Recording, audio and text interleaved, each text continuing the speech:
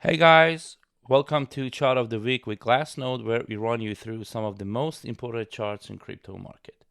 Today, we are focusing on long-term holder transfer volume to exchanges. By exchanges, we can focus on all exchanges, or we can focus on a specific exchange like Binance, Coinbase, and any exchange that you are interested in. Why we care about long-term holder volume to exchanges?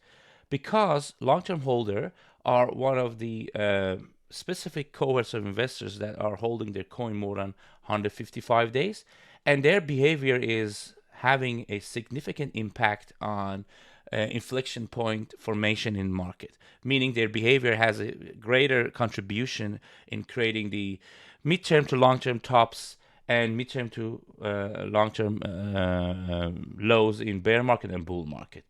And the original metric is pretty noisy. That's why we can use the 7-day or 14 and longer moving averages to cancel the noise. Here we just look at the 7-day moving average. Why we care about this metric specifically?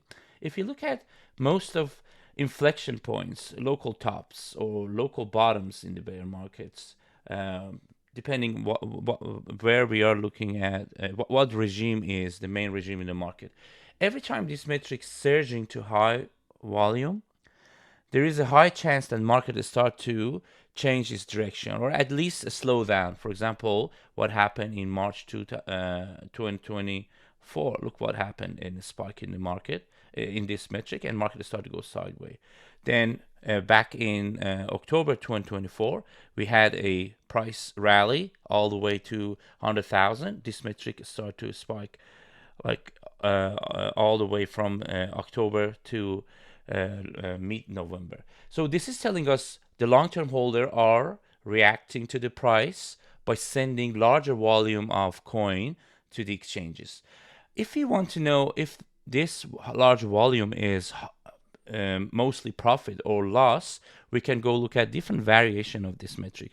There is a entity adjusted long-term holder realized loss to exchanges, or long-term holder volume in profit to the exchanges. You can look at different variation.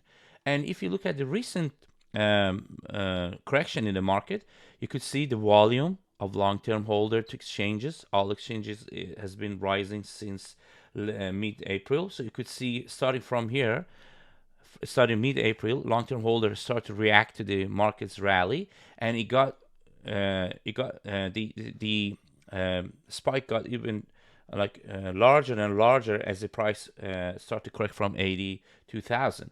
And if you want to know where they realizing mostly profit or loss, because we are in the bear market, we are interested in loss realization. So we go to the long-term holder loss to exchanges, long-term holder volume of loss to exchanges, as you could see. And starting from May 19, you have a better understanding of the long-term holder behavior. If you focus on this period of time, you will see the long-term holders start to realize loss more and more and more, adding pressure to the downside to the market. And you could see this metric could have helped you to speculate about potential further correction by looking at the long-term holder behavior, which is here loss realization intensifying with market showing some weakness. You could go back and use a different example in bear markets, and you could see their behavior when they realize loss to the exchanges that start to cool down is actually a sign of the top holders, cycle top holders supply get resolved, and we're going to have less barrier. This is a great condition for a bull market. So you have to watch this because we're in a bear market. We have to look at the realized loss to the exchanges, but you can also look at the general volume to exchanges and find the most potential inflection points in the market. And thank you for watching this video. If you have any question, please leave it in the comment. We will get back to you. If you found this breakdown helpful, please like, comment, and subscribe, and we'll see you next week.